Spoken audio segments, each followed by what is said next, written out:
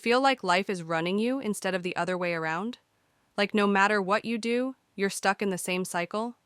Well, you can take control. And in this video, I'll show you exactly how. Let's get started. Your thoughts shape your actions.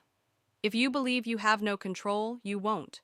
But if you start telling yourself, I can do this, everything changes. The way you talk to yourself matters. So next time you think I can't, replace it with I'll figure it out. A dream without a plan is just a wish. Set SMART goals: specific, measurable, achievable, relevant, and time-bound. Instead of saying I want to be successful, set a goal like I'll save $5,000 in the next 12 months by budgeting better. Clear goals give you direction. Big changes don't happen overnight. They start with small, consistent actions. Want to be healthier? Drink 1 extra glass of water daily. Want to read more? Start with just 10 minutes. These small habits add up over time. Motivation fades, but discipline keeps you going.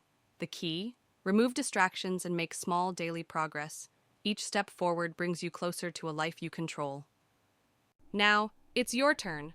Which step will you start today? Drop a comment below, and let's take charge together. And if you found this helpful, don't forget to like, subscribe, and hit the bell for more life-changing insights.